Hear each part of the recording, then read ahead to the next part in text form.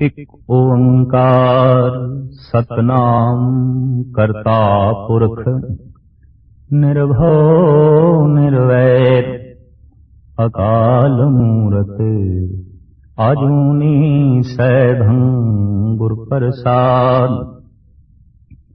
आसा महला पहला वार सलोका नाल श्लोक भी मिले पहले के लिखे टूंडे असराज की धुनी। श्लोक महला पहला बलहारी गुरे अपने दिहाड़ी सदवार जिन मानस ते दिल ते किए करत न लागी वार। मल्ला दूजा जे सौ चंदा उगवे सूरज चढ़े हजार एते चानन होंदिया गुर बिन घोर अंधार। मल्ला पहला नानक गुरु न चेतनी मन अपने सुचेत छुटे तिल बुआड़ ज्यों सुने अंदर खेत। खेते अंदर छुटिया कौ नानक सोनाए फलिए फुलिए बपुड़े भी तन विच सुआओ पौड़ी। आपी ने आप साजियो आपी ने रचियो नाम दुई कुदरत साजिए कयासन डिठो चाओ। दाता करता आप तू तुस देवे करे पसाओ तू जानो ही सबसे दिल से जिंद को आओ।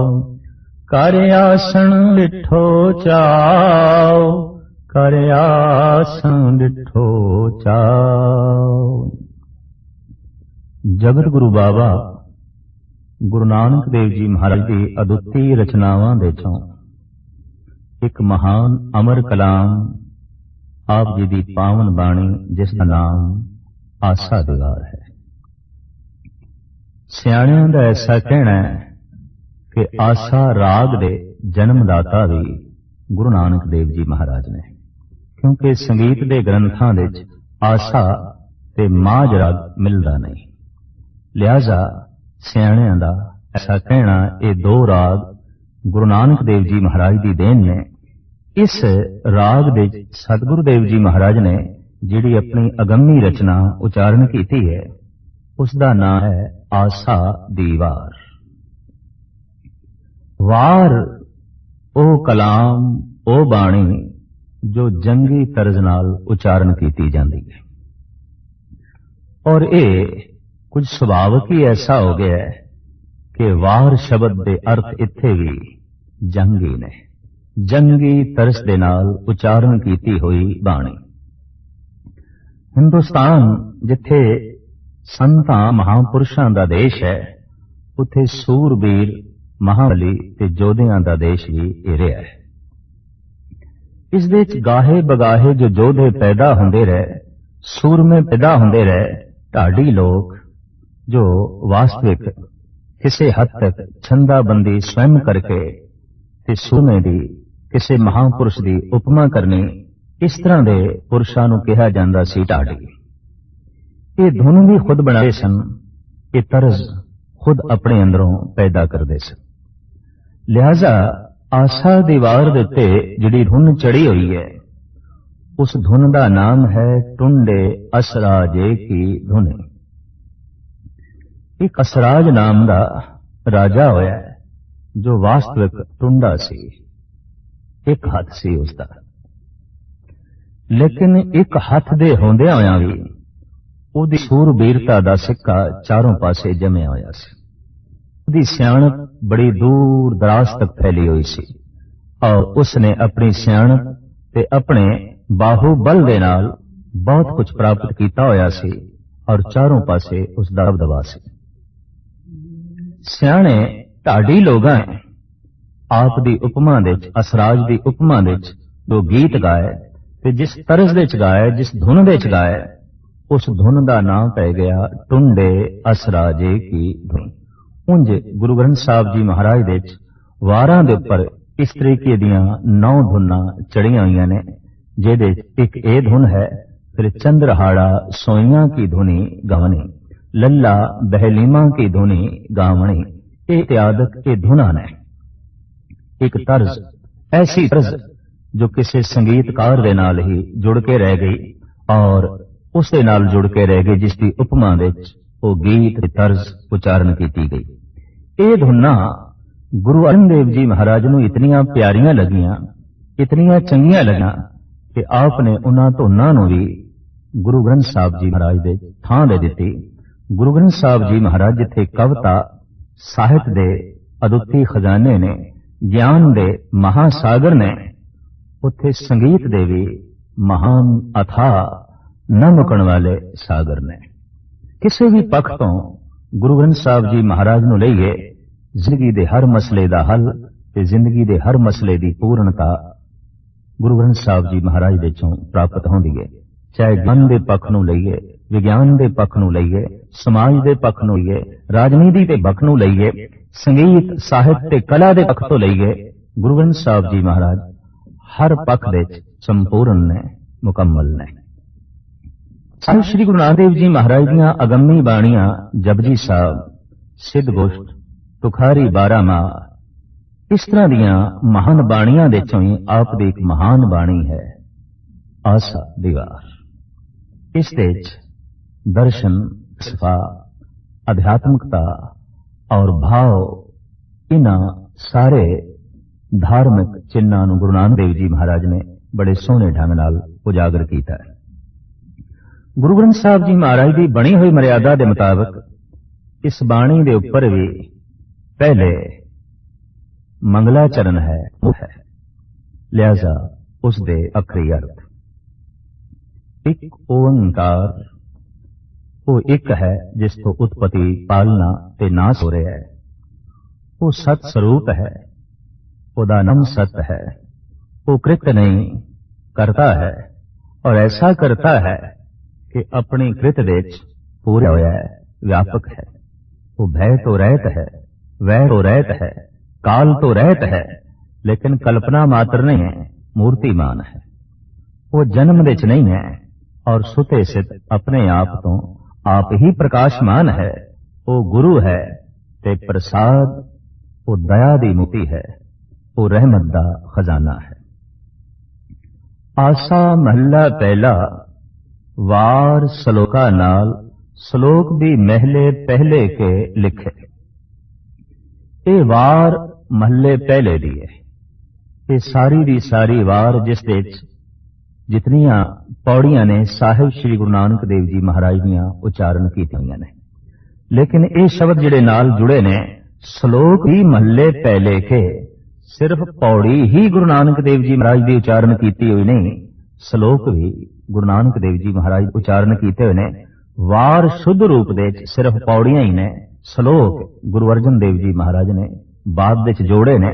जेड़े जेड़े सलोक वारां दे पौड़ियां नाल शमूलियत नहीं हासिल कर सके, ऐसे सलोकां नूं गुरु अर्जन देव जी महाराज ने गुरु ग्रंथ साहब जी महाराज के अखीर विच दर्ज करके उन्हां दा सिरलेख लिखिया, सलोक वारां तो वधीक।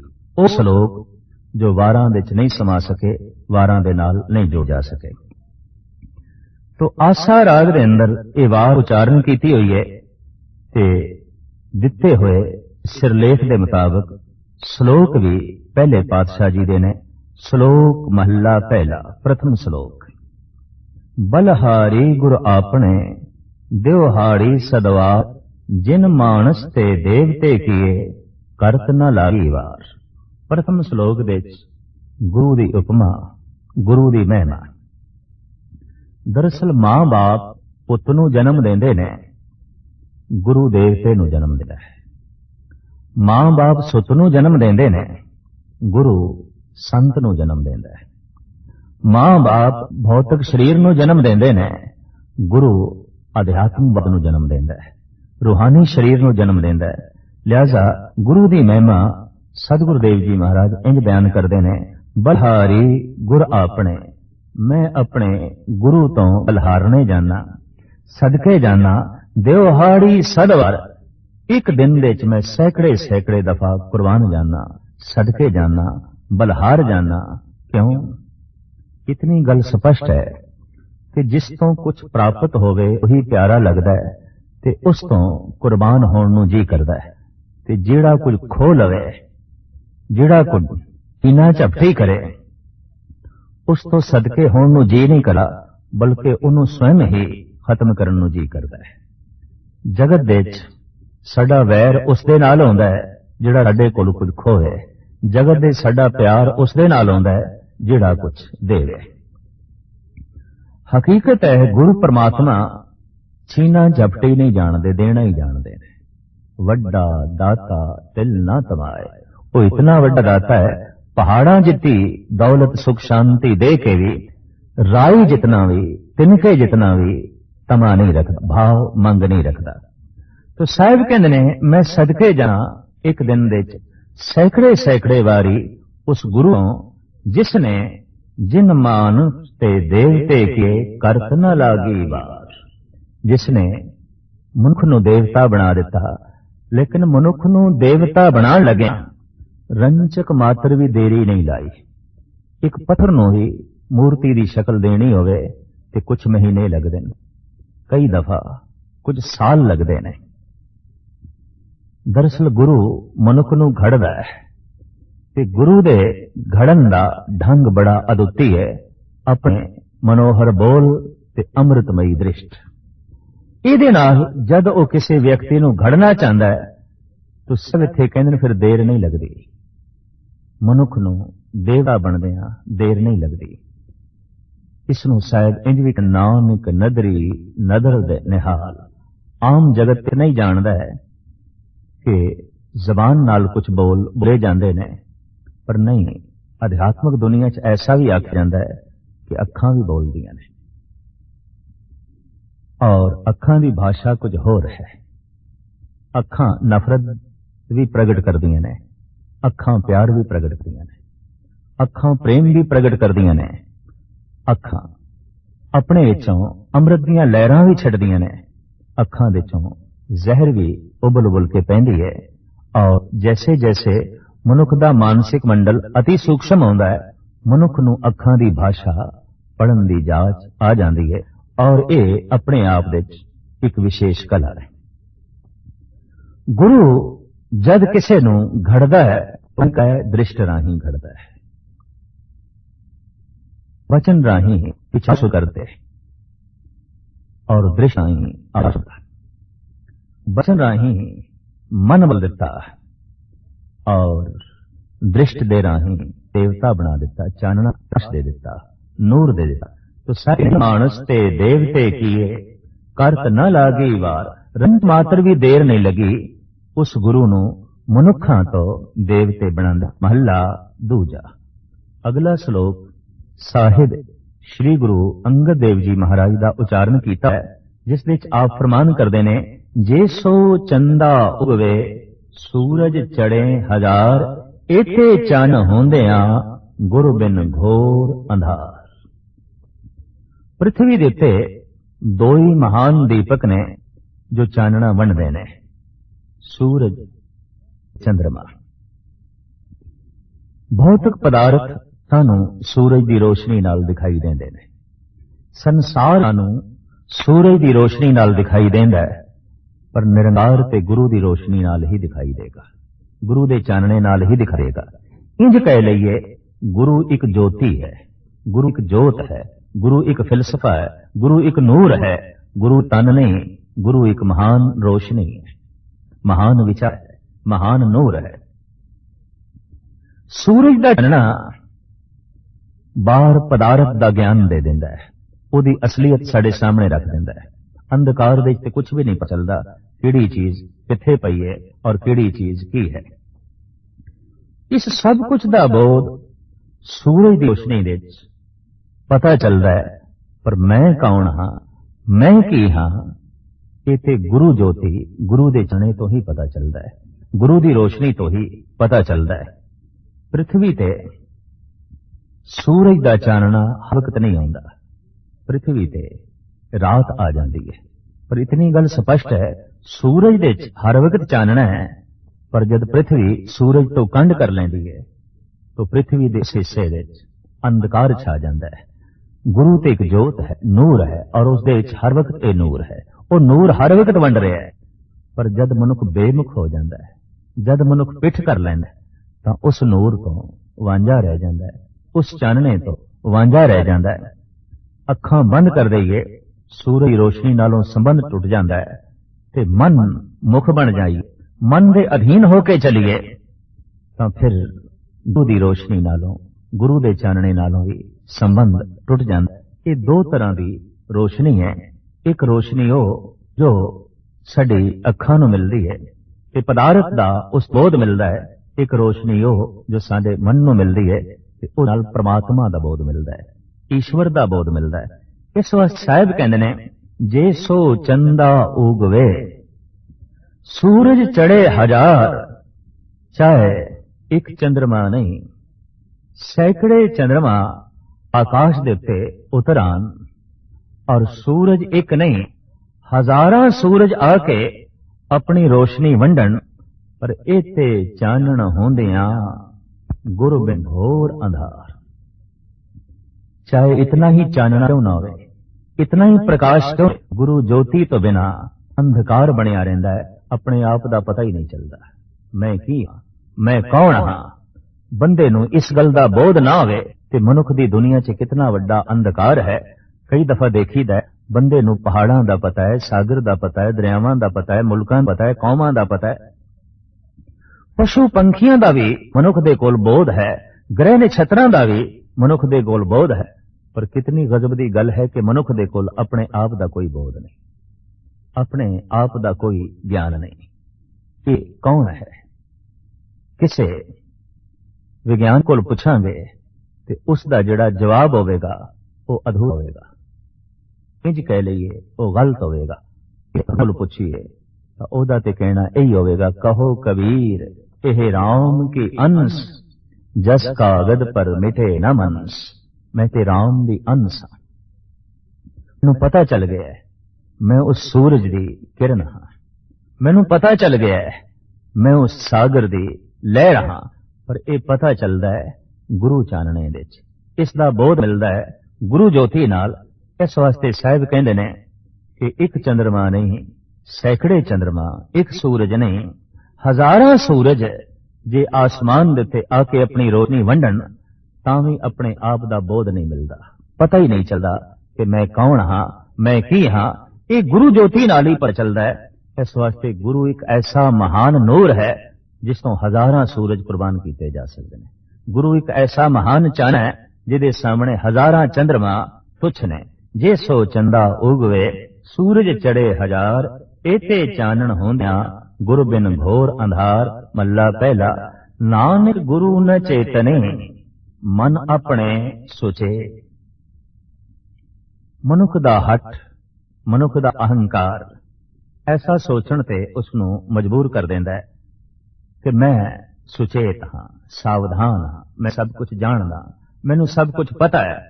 ते गुरु दा चिंतन नहीं करदा, गुरु नू याद नहीं करदा, गुरु नाल जुड़दा नहीं। इस वास्ते नहीं जुड़दा, मन अपने सुचेत, अपने मन विच मनी बैठा है कि मैं ते सुचेत हां, मैं ते सावधान हां, मैं ते सब कुछ जानदा, मैनू सब कुछ दा पता है। महाराज कहंदे ने इस तरह की सोच विचार वाला मनुख जिहड़ी जिंदगी बतीत करदा है वो इस तरह है कि छुट्टे तिल बुआड़ ज्यों सुन्ने अंदर खे। किसे सुन्ने खेत दे तिल बुआड़ तिल, वो तिल जिसदी डोडी दे अंदर राख हुंदी है, फल नहीं हुंदा। और उगे भी होवे किसे ऐसे खेत दे जो सुन्ना है, जिसदी कोई मलकीयत नहीं, जिसदा कोई मालिक नहीं। महाराज कहते ने ये तिल सुनना है, हर वक्त सुन्नापन इसनू महसूस होगा। गुरु दे चानने तो बिना, गुरु दी रोशनी तो बिना, चाहे ये परिवार विच बैठेगा, बाजार विच बैठेगा, संसार विच बैठेगा, इनू सुन्नापन महसूस होगा। और सुन्नापन इसनू बेचैन करेगा, दुखी करेगा। ਅਕਸਰ ਦੇਖਿਆ ਮਨੁੱਖ ਸਾਥ ਲੱਭਦਾ ਹੈ, ਮਿੱਤਰ ਦਾ ਸਾਥ, ਪੁੱਤਰ ਦਾ ਸਾਥ, ਬਾਜ਼ਾਰ ਦਾ ਸਾਥ, ਸੰਸਾਰ ਦਾ ਸਾਥ, ਆਖਰ ਕੁਛ ਨਾ ਕੁਛ ਚਾਹੀਦਾ ਹੈ। ਲੇਕਿਨ ਸਭ ਕੁਛ ਦੇ ਨਾਲ ਬੈਠ ਕੇ ਰਹਿ ਕੇ ਵੀ ਮਨ ਦਾ ਸੁੰਨਾਪਨ ਦੂਰ ਨਹੀਂ ਆਉਂਦਾ। ਇਹ ਤੇ ਉਦੋਂ ਹੀ ਦੂਰ ਹੋਵੇਗਾ ਜਦ ਇਹ ਨਿਰੰਕਾਰ ਦੇ ਨਾਲ ਬੈਠੇਗਾ, ਜਦ ਇਹ ਕਰਤਾਰ ਦੇ ਨਾਲ ਬੈਠੇਗਾ। ਤੇ ਕਰਤਾਰ ਦੇ ਨਾਲ ਬੈਠਣਾ ਕੀ ਹੈ? ਕਰਤਾਰ ਦੀ ਯਾਦ ਵਿੱਚ ਬੈਠਣਾ, ਉਹਦੇ ਸਿਮਰਨ ਵਿੱਚ ਬੈਠਣਾ। ਤੋ ਸਾਹਿਬ ਕਹਿੰਦੇ ਨਾਨਕ ਗੁਰੂ ਨਾ ਚੇਤੈ, ਗੁਰੂ ਦਾ ਤੇ ਚਿੰਤਨ ਕਰਦਾ ਹੀ ਨਹੀਂ, ਗੁਰੂ ਦਾ ਤੇ ਸਿਮਰਨ ਕਰਦਾ ਨਹੀਂ। ਔਰ ਨਾ ਕਰਨ ਦਾ ਕਾਰਨ ਕੀ? ਮਨ ਆਪਣੇ ਸੁਚੇਤ। ਜੈਸੇ ਜੈਸੇ ਮਨੁੱਖ ਦੀ ਇਹ ਸੋਚਣੀ ਵੱਧਦੀ ਹੈ ਕਿ ਮੈਂ ਸਭ ਕੁਝ ਜਾਣਦਾ ਹਾਂ, ਵੈਸੇ ਵੈਸੇ ਸਭ ਕੁਝ ਜਾਣਨ ਤੋਂ ਇਹ ਰਹਿ ਜਾਂਦਾ ਹੈ। ਹਕੀਕਤ ਹੈ, ਜੈਸੇ ਜੈਸੇ ਇਸ ਦਾ ਅਹੰਕਾਰ ਵੱਧਦਾ ਹੈ ਕਿ ਮੈਨੂੰ ਬਹੁਤ ਕੁਝ ਪਤਾ ਹੈ, ਦਰਅਸਲ ਬਹੁਤ ਕੁਝ ਤੋਂ ਇਸ ਦਾ ਸੰਬੰਧ ਟੁੱਟ ਜਾਂਦਾ ਹੈ। ਜੈਸੇ ਜੈਸੇ ਇਹਦੇ ਸੰਸਾਰੀ ਅਕਲ ਤੇ ਸੰਸਾਰੀ ਪੜ੍ਹਾਈ ਇਸ ਨੂੰ ਮਜਬੂਰ ਕਰਦੀ ਹੈ ਕਿ ਮੇਰੇ ਕੋਲ ਬਹੁਤਾ ਗਿਆਨ ਹੈ, ਮੇਰੇ ਕੋਲ ਬਹੁਤਾ ਗਿਆਨ ਹੈ। ਦਰਅਸਲ ਬਹੁਤੇ ਗਿਆਨ ਦੀ ਹੋਂਦ ਤੇ ਬਹੁਤੇ ਗਿਆਨ ਦਾ ਮਾਣ ਬਹੁਤੇ ਅਗਿਆਨ ਨੂੰ ਇਕੱਠਾ ਕਰ ਦਿੰਦਾ ਹੈ, ਬਹੁਤੀ ਨਾਸਮਝੀ ਨੂੰ ਇਕੱਠਾ ਕਰ ਦਿੰਦਾ ਹੈ। ਤੇ ਸਾਹਿਬ ਕਹਿੰਦੇ ਨੇ ਮਨ ਦੇ ਸਮਝੀ ਬੈਠਾ ਹੈ ਕਿ ਮੈਂ ਸਭ ਕੁਝ ਜਾਣਦਾ, ਮੈਨੂੰ ਸਭ ਕੁਝ ਪਤਾ ਹੈ, ਤੇ ਗੁਰੂ ਦਾ ਚਿੰਤਨ ਨਹੀਂ ਕਰਦਾ। ਐਸਾ ਮਨੁੱਖ ਇਸ ਢੰਗ ਨਾਲ ਜ਼ਿੰਦਗੀ ਬਤੀਤ ਕਰਦਾ ਹੈ ਜਿਵੇਂ ਕਿਸੇ ਸੁੰਨੇ ਖੇਤ ਦੇ ਵਿੱਚ ਉਹ ਤਿਲ ਜਮਿਆ ਹੋਵੇ ਜਿਹਦੇ ਅੰਦਰ ਫਲ ਕੋਈ ਨਹੀਂ, ਕਾਲਕ ਹੀ ਕਾਲਕ ਹੈ, ਬੁਆੜ ਹੈ। ਖੇਤੇ ਅੰਦਰ ਛੁੱਟਿਆ ਕਹੋ ਨਾਨਕ ਸੋਨਾ। ਇਸ ਤਰ੍ਹਾਂ ਇਹ ਤਿਲ ਖੇਤ ਦੇ ਛੁੱਟੜ ਹੈ, ਕੋਈ ਮਾਲਕ ਨਹੀਂ ਹੈ। ਕਹੋ ਨਾਨਕ ਸੋਨਾ, ਉਹਦਾ ਸੌ ਨਹੀਂ ਹੈ ਕੋਈ, ਉਸ ਦਾ ਕੋਈ ਮਾਲਕ ਨਹੀਂ ਹੈ। ਫਲੀਏ ਫੁੱਲੀਏ ਬਪੁੜੇ ਭੀਤਨ ਵਿੱਚ ਸੁਆਓ। ਸਾਹਿਬ ਕਹਿੰਦੇ ਨੇ ਫਲ ਦਾ ਤੇ ਉਹ ਵੀ ਹੈ, ਐਸਾ ਨਹੀਂ ਕਿ ਉਹ ਤਿਲ ਫਲਦਾ ਨਹੀਂ, ਫਲਦਾ ਹੈ। ਉਹਨੂੰ ਫੁੱਲ ਵੀ ਲੱਗਦੇ ਨੇ, ਪੱਤੇ ਵੀ ਲੱਗਦੇ ਨੇ, ਹਵਾ ਨਾਲ ਲਹਿਰਾਂਦਾ ਵੀ ਹੈ, ਆਪਣੀ ਹੋਂਦ ਨੂੰ ਪ੍ਰਗਟ ਵੀ ਕਰਦਾ ਹੈ। ਪਰ ਸਾਹਿਬ ਕਹਿੰਦੇ ਨੇ ਭੀਤਨ ਵਿੱਚ ਸੁਆਓ। ਡੋਡੀ ਨੂੰ ਤੋੜ ਕੇ ਦੇਖੀਏ, ਅੰਦਰ ਝਾਤੀ ਮਾਰ ਕੇ ਦੇਖੀਏ ਤੇ ਅੰਦਰ ਰਾਖ ਹੁੰਦੀ ਹੈ, ਸਵਾਹ ਹੁੰਦੀ ਹੈ। ਗੁਰੂ ਤੋਂ ਬੇਮੁਖ ਹੋਇਆ ਮਨੁੱਖ ਵੀ ਫਲੀਭੂਤ ਤੇ ਹੁੰਦਾ ਹੈ, ਧਨ ਕਰਕੇ ਵੀ ਫਲੀਭੂਤ ਹੁੰਦਾ ਹੈ, ਔਰ ਔਲਾਦ ਕਰਕੇ ਵੀ ਫਲੀਭੂਤ ਹੁੰਦਾ ਹੈ, ਸਾਜ਼ੋ ਸਮਾਨ ਕਰਕੇ ਵੀ ਫਲੀਭੂਤ ਹੁੰਦਾ ਹੈ, ਪਦ ਪ੍ਰਤਿਸ਼ਠਾ ਕਰਕੇ ਵੀ ਫਲੀਭੂਤ ਹੁੰਦਾ ਹੈ। ਔਰ ਉਸ ਦਾ ਫਲੀਭੂਤ ਹੋਣਾ ਚਾਰੋਂ ਪਾਸੇ ਦਿਖਾਈ ਵੀ ਦਿੰਦਾ ਹੈ, ਬਈ ਤੇ ਬਹੁਤ ਫਲੀਭੂਤ ਹੋਇਆ। ਐਸਾ ਨਹੀਂ ਹੈ ਕਿ ਭਗਤ ਫਲੀਭੂਤ ਹੁੰਦੇ ਨੇ, ਨਾਸਤਿਕ ਵੀ ਫਲੀਭੂਤ ਹੁੰਦੇ ਨੇ। ਐਸਾ ਨਹੀਂ ਕਿ ਦਿਆਲੂ ਫਲੀਭੂਤ ਹੁੰਦੇ ਨੇ, ਬਲਕਿ ਜ਼ਾਲਮ ਵੀ ਫਲੀਭੂਤ ਹੁੰਦੇ ਨੇ। ਸਿਰਫ ਐਸਾ ਹੀ ਨਹੀਂ ਕਿ ਅਧਿਆਤਮਕ ਗਿਆਨੀ ਹੀ ਫਲੀਭੂਤ ਹੁੰਦੇ ਨੇ, ਮਹਾ ਅਗਿਆਨੀ ਵੀ ਫਲੀਭੂਤ ਹੁੰਦੇ ਨੇ। ਔਰ ਇਹ ਜ਼ਰੂਰੀ ਨਹੀਂ ਕਿ ਸਿਰਫ ਦੇਵਤੇ ਹੀ ਫਲੀਭੂਤ ਹੁੰਦੇ ਨੇ, ਰਾਖਸ਼ ਵੀ ਫਲੀਭੂਤ ਹੁੰਦੇ ਨੇ, ਦੈਂਤ ਵੀ ਫਲੀਭੂਤ ਹੁੰਦੇ ਨੇ। ਅਜ਼ਮੀ ਨਹੀਂ ਹੈ ਕਿ ਸ਼ਰੀਫ ਮਨੁੱਖ ਹੀ ਫਲੀਭੂਤ ਹੁੰਦੇ ਨੇ, ਬਲਕਿ ਸ਼ੈਤਾਨ ਵੀ ਫਲੀਭੂਤ ਹੁੰਦੇ ਨੇ। ਪਰ ਸ਼ੈਤਾਨ ਦਾ ਫਲੀਭੂਤ ਹੋਣਾ, ਰਾਖਸ਼ ਦਾ ਫਲੀਭੂਤ ਹੋਣਾ, ਨਾਸਤਿਕ ਦਾ ਫਲੀਭੂਤ ਹੋਣਾ ਇੰਜ ਹੈ। ਸਾਹਿਬ ਕਹਿੰਦੇ ਜੈਸੇ ਕਿਸੇ ਛੁੱਟੇ ਤਿਲ ਹੈ, ਛੁੱਟੇ ਖੇਤ ਦੇ ਵਿੱਚ, ਬਿਨਾਂ ਮਾਲਕ ਦੇ ਖੇਤ ਦੇ ਵਿੱਚ ਕੋਈ ਬੂਟਾ ਉਗਿਆ ਹੈ ਤਿਲ ਦਾ, ਮਾਲਕ ਕੋਈ ਨਹੀਂ ਹੈ, ਨਿਖਸਮ ਹੈ। ਹਕੀਕਤ ਹੈ ਕਿ ਮਾਲਕ ਨਾ ਹੋਵੇ ਤੇ ਚਿੰਤਾਵਾਂ ਬਹੁਤ ਸਹਿੜ ਲੈਂਦੀਆਂ। ਭਾਈ ਹੀਰ ਸਿੰਘ ਨੇ ਤਦੀ ਤੇ ਕਹਿ ਦਿੱਤਾ ਹੈ, ਹੇ ਈਸ਼ਵਰ ਮੈਂ ਤੇਰੇ ਪਿੰਜਰੇ ਵਿੱਚ ਰਹਿ ਕੇ ਹੀ ਖੁਸ਼ ਹਾਂ। ਕਿਉਂ? ਇੱਕ ਤੇ ਬਿੱਲੀ ਦਾ ਡਰ ਗਿਆ, ਦੂਜਾ ਰਿਜ਼ਕ ਦੀ ਚਿੰਤਾ, ਰੋਜ਼ੀ ਦੀ ਚਿੰਤਾ ਇਹ ਵੀ ਗਈ। ਹੇ ਈਸ਼ਵਰ, ਹੇ ਪ੍ਰਮਾਤਮਾ, ਕਿਤਨਾ ਹੀ ਚੰਗਾ ਹੋਵੇ ਕਿ ਮੈਂ ਤੇਰੇ ਹੱਥ ਦੇ ਪਿੰਜਰੇ ਵਿੱਚ ਕੈਦ ਹੋਵਾਂ, ਨਿਸ਼ਚਿੰਤ ਹੋ ਜਾਵਾਂ। ਦਰਅਸਲ ਪ੍ਰਮਾਤਮਾ ਦੀ ਕੈਦ ਵੀ ਇੱਕ ਮਹਾਨ ਸੁਤੰਤਰਤਾ ਹੈ, ਤੇ ਸੰਸਾਰ ਦੀ ਮਹਾਨ ਸੁਤੰਤਰਤਾ ਵੀ ਇੱਕ ਮਹਾਨ ਕੈਦ ਹੈ। ਹਕੀਕਤ ਇਹ ਗੱਲ ਵੱਖਰੀ ਹੈ ਕਿ ਸੁਤੰਤਰਤਾ ਦੀ ਪਿਆਸ ਮਨੁੱਖ ਦੇ ਪ੍ਰਾਣਾਂ ਵਿੱਚ ਹੈ, ਪਰ ਜਗਤ ਦੇ ਸੁਤੰਤਰ ਰਹਿੰਦਾ ਹੋਇਆ ਵੀ ਮਨੁੱਖ ਕੈਦ ਹੈ। ਅਸੀਂ ਰੋਜ਼ ਮਨੁੱਖ ਤੋਂ ਸੁਣਦੇ ਹਾਂ, ਕੀ ਕਰਾਂ ਮੈਂ ਮਜਬੂਰ ਹਾਂ, ਕੀ ਕਰਾਂ ਮੈਂ ਮਜਬੂਰ ਹਾਂ। ਤੇ ਮਜਬੂਰ ਹਾਂ ਐਸਾ ਕਹਿਣਾ ਇਸ ਗੱਲ ਦਾ ਸਬੂਤ ਹੈ ਕਿ ਤੂੰ ਕੈਦ ਵਿੱਚ ਹੈ, ਤੂੰ ਗ੍ਰਿਫਤ ਵਿੱਚ ਹੈ, ਤੂੰ ਪਕੜ ਵਿੱਚ ਹੈ, ਤੂੰ ਸੁਤੰਤਰ ਨਹੀਂ। ਔਰ ਇਹ ਮਜਬੂਰੀ ਜ਼ਿੰਦਗੀ ਦੀ ਹਰ ਥਾਂ ਤੇ ਪ੍ਰਗਟ ਹੁੰਦੀ ਹੈ। किधरे समाज के तल ते, किधरे अर्थ व्यवस्था के तल ते, किधरे राजनीतिक तल ते बंदा कह देंदा है मैं मजबूर हाँ। किधरे रोग के तल ते, किधरे सोग के तल ते मनुख कह देंदा है मैं मजबूर हाँ, मेरा वस नहीं चलता। और यही गल एक कैदी कह देंदा है मैं मजबूर हाँ, पिंजरे च डके होया। मजबूरियां अलग अलग हो सकदियां ने, ये जेलां वख वख हो सकदियां ने, लेकिन हैं सारे कैदी। मजबूरियां वख वख हो सकदियां ने पर मजबूर सारे ही ने। पर जिहड़ा एक दफा परमात्मा की कैद दे चला जांदा है, परमात्मा दे पिंजरे ओदी याद, ओदे सिमरन, ओदे भरोसे, ओदे सिदक ते उसदी होंद दी कैद दे जद अपने आप नूं कोई लीन कर लैंदा है ते महान सुतंत्रता दा फल उसदी झोली दे च पैंदा है। कि कह लो जो जप तप दे नियम दे च, जो महापुरुषां दे बनाए हुए नियम दे च अपने आप नूं गिरफ्त कर लैंदा है, सच्ची सुतंत्रता दा आनंद ओही माणदा है। पूर्ण तौर ते मोक्ष दा आनंद ओही माणदा है। शायद कहंदे ने फल दे फुल दे ते नास्तिक भी ने, दुष्ट लोग भी फली भूत आउंदे ने। सिर्फ ऐसा ही नहीं है कि शरीफ बंदे, सियाणे बंदे, दानी बंदे, मान बंदे फली भूत आउंदे ने। नहीं, नास्तिक भी फली भूत आउंदे। ऐसा नहीं कि अंब दा दरख्त ही फली भूत आउंदा है, अक दे भी फली भूत आउंदे ने।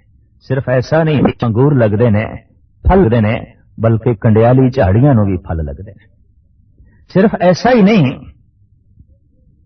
कि अमरूद नूं ही फल लगदे ने, निम नूं भी फल लगदे ने। पर फर्क सिर्फ इतना है, एक नूं मिठे फल लगदे ने, एक नूं कौड़े फल लगदे ने। एक दे फल अमृत रस नाल भरे हुए ने, एक दे फल जहर दे नाल भरे हुए ने। लिहाजा भगत भी फली भूत होंदे ने, नास्तिक भी फली भूत होंदे ने। गुरु नूं भुला के, गुरु तो दूर रह के जिहड़े फली भूत होंदे ने, साहिब कहंदे ने उन्हां दा फली भूत होना इंज है, फलिए फुलिए बपुड़े भी तन विच सुआओ। वो फलदे ने, फुलदे ने, लेकिन अंदर उन्हां दे सुआह हुंदी है, गिरी नहीं हुंदी, रस नहीं हुंदा, फल नहीं हुंदा। जिवें ओ छुट्टड़ तिल, वाड़ तिल, ओनू खोलिए ते अंदर तिल नहीं है, अंदर गिरी नहीं है, राख है, वो अंदरों जलिया होया है। इसे तरीके नाल सी फली भूत आउंदा ते देखदे आ कईयां नूं बड़े सुंदर वस्त्र पहने हुए ने, औलाद है, धन है, संपदा है, जस है, मान मर्यादा है, पर थोड़ा जिहा सीना चीर के वेखिए अंदरों जलिया होया है, अंदरों सड़िया होया है।